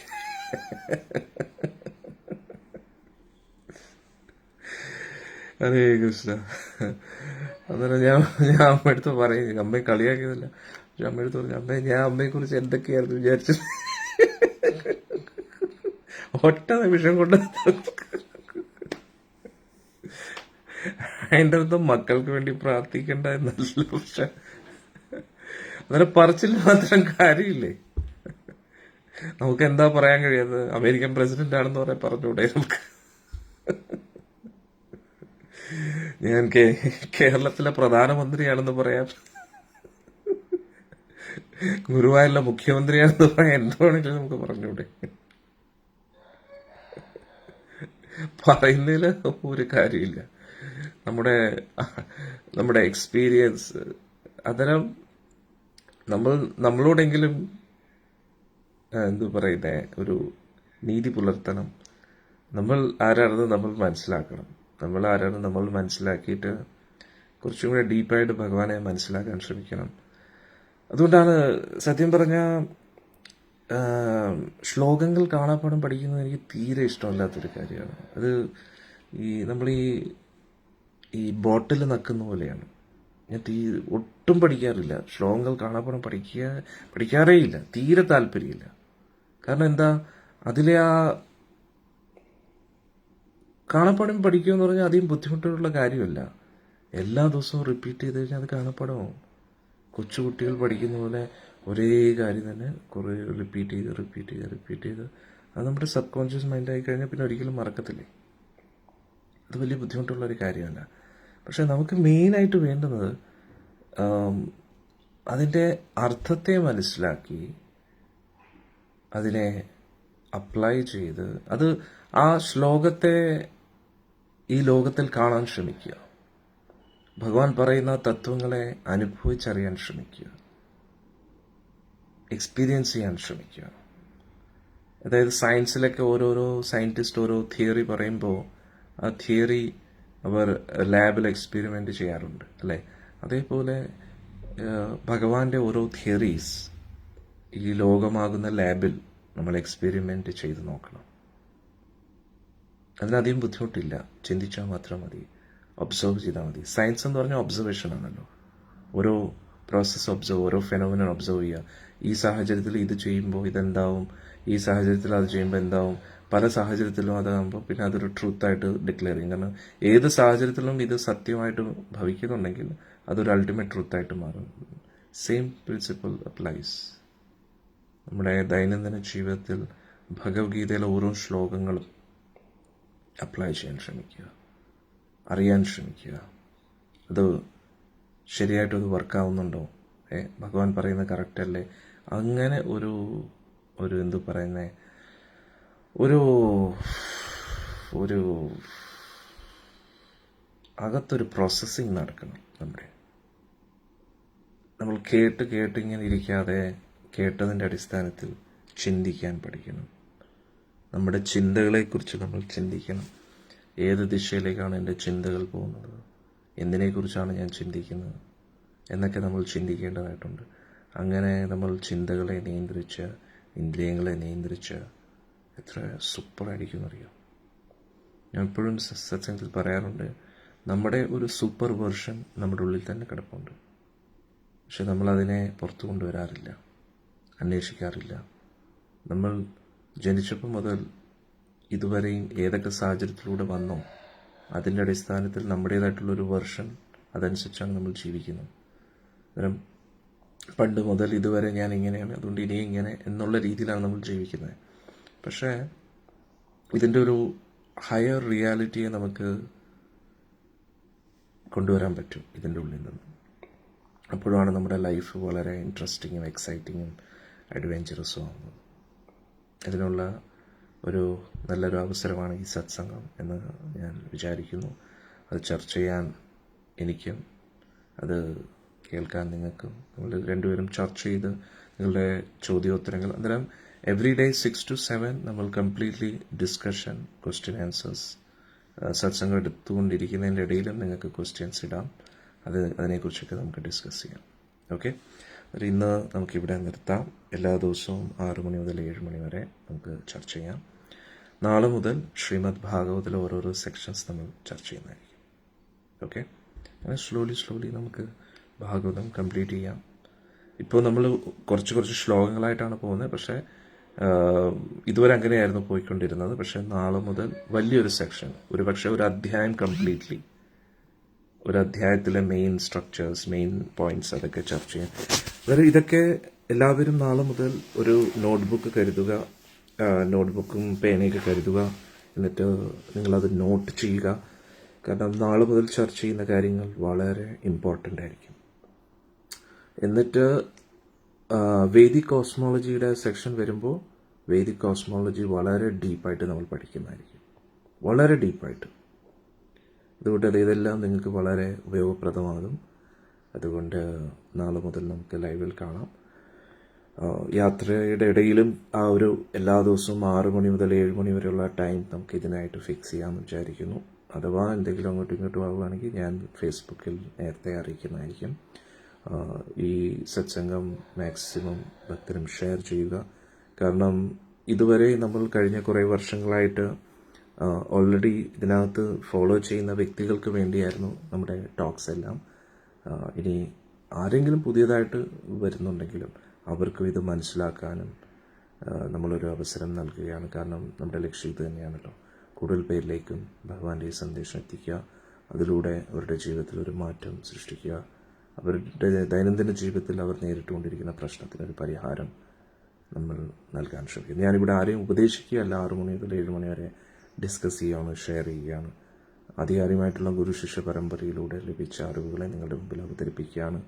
അത് നിങ്ങൾ കേട്ടു നോക്കൂ, അത് നിങ്ങളുടെ ജീവിതത്തിൽ പ്രാക്ടീസ് ചെയ്ത് നോക്കൂ. അതിലൂടെ നിങ്ങൾക്ക് എന്ത് മാറ്റമാണ് വരുന്നതെന്ന് നിങ്ങൾ തന്നെ അനുഭവിച്ചു നോക്കൂ. നിങ്ങൾക്കൊരു ജീവിതത്തിൽ ഒരു മാറ്റമില്ലെങ്കിൽ നിങ്ങൾക്ക് തീരുമാനിക്കാം. പക്ഷെ എനിക്ക് കുറച്ച് വിശ്വാസമുണ്ട്. കാരണം ഇത് പല ഭക്തരും അവരുടെ ജീവിതത്തിൽ അപ്ലൈ ചെയ്ത് നോക്കിയിട്ടുണ്ട്. അതിലൂടെ അവരുടെ ജീവിതത്തിലെല്ലാം ഒരുപാട് മാറ്റം സംഭവിച്ചിട്ടുണ്ട്. ഒരു ഭക്ത പറയുന്നു, 6 മണിക്കാകുമ്പോൾ ലൈവ് കേൾക്കാൻ കഴിയുന്നില്ല സ്വാമിജി. നോക്കൂ, പറ്റുന്ന പോലെ നോക്കൂ. അഥവാ 6 മണിക്ക് വരാൻ ഏറ്റവും ബെസ്റ്റാണ്. നമ്മുടെ അന്നത്തെ ദിവസം തുടങ്ങാമല്ലോ ഏറ്റവും ബെസ്റ്റായിട്ട് 6 മണി മുതൽ 7 മണി. നിങ്ങളുടെ വർക്കിനോടൊപ്പം കേൾക്കാൻ നോക്കൂ, അല്ലെങ്കിൽ എങ്ങനെ പറ്റുന്നതെന്ന് ചോദിച്ചാൽ നോക്കൂ. പിന്നെ ഒരു പക്ഷേ 6 മണി മുതൽ 7 മണി വരെ വരാൻ കഴിഞ്ഞില്ലെങ്കിലും പിന്നെയും കേൾക്കാമല്ലോ. മറ്റു കാര്യങ്ങളോടൊപ്പം തന്നെ കേൾക്കാം, പിന്നെ വീണ്ടും ഒന്നും കൂടെ കേൾക്കാം. കാരണം നമ്മൾ കറക്റ്റ് 1 മണിക്കൂർ ആയിരിക്കും ഫോക്കസ് ചെയ്യുന്നത്. ഈവൻ കീർത്തൻ പോലും നമ്മൾ അധികം ചെയ്യത്തില്ല 6 to 7. കാരണം കൂടുതലും ഇവിടെ ടോക്കിലായിരിക്കും ഫോക്കസ് ചെയ്യുന്നത്. നേരത്തെ നമ്മൾ ആശ്രമത്തിൽ ശ്രീമദ് ഭാഗവതവും പിന്നെ ലൈവിൽ ഉള്ള ഭാഗവതം രണ്ടും കൂടെ മിക്സ് ചെയ്തിരുന്നു. പക്ഷെ ഇനി മുതൽ അങ്ങനെയല്ല. അതായത് ആശ്രമത്തിലുള്ള ഭാഗവതം 8 മണിക്ക് കാണും. എന്നിട്ട് 6 മണി മുതൽ 7 മണി വരെയുള്ള ഇത് completely for live Facebook audience. അത് കണ്ടിന്യൂ ചെയ്തുകൊണ്ടേയിരിക്കും കേട്ടോ. പിന്നെ ആശ്രമത്തിലുള്ളപ്പോൾ 8 മണിക്ക് ഭാഗവതം, ഇത് ആശ്രമത്തിലുള്ള ഭക്തർക്കായിട്ട് വേണ്ടി. കാരണം രണ്ടുപേരുടെയും സാഹചര്യം വ്യത്യസ്തമാണ്. ഇപ്പോൾ ആശ്രമം എന്ന് പറയുമ്പോൾ ഫുൾ ഭഗവാനെ കുറിച്ചല്ല, വേറൊരു ചിന്ത പാടില്ല. പക്ഷേ നിങ്ങൾ പുറം ലോകത്താകുമ്പോൾ നിങ്ങൾക്ക് നിങ്ങളുടേതായിട്ടുള്ള കുറച്ച് കാര്യങ്ങളുണ്ട്. അന്നേരം ഞാൻ രണ്ടും കൂടെ കണക്റ്റ് ആകുമ്പോൾ പല പ്രാവശ്യവും കേൾക്കുന്നവർക്ക് ചിലപ്പം അത് ക്ലാരിറ്റി കിട്ടത്തില്ലെന്ന് തോന്നുന്നു. അതുകൊണ്ട് ഇനി മുതൽ അങ്ങനെ ഒരു സെപ്പറേറ്റ് ക്ലാസ് ആയിരിക്കും. അതായത് ഫേസ്ബുക്ക് ഓഡിയൻസിന് വേണ്ടി 6 മണി മുതൽ 7 മണി വരെ എല്ലാ ദിവസവും. പിന്നെ ഞാൻ ആശ്രമത്തിലുണ്ടായിരിക്കുമ്പോൾ അവിടെ 8 മണി മുതലുള്ള ക്ലാസ്സുകൾ. ഓക്കെ, ഹരേ കൃഷ്ണ. ഒരുപാട് നന്ദി ഈ ഒരു സമയത്ത് എല്ലാവരും വന്നതിന്. നിങ്ങൾക്ക് എല്ലാവർക്കും ഭഗവാന്റെ അനുഗ്രഹം ലഭിക്കട്ടെ എന്ന് പ്രാർത്ഥിക്കുന്നു. ഇനി നാളെ രാവിലെ 6 മണിക്ക് നമുക്ക് കാണാം. ഹരേ കൃഷ്ണ.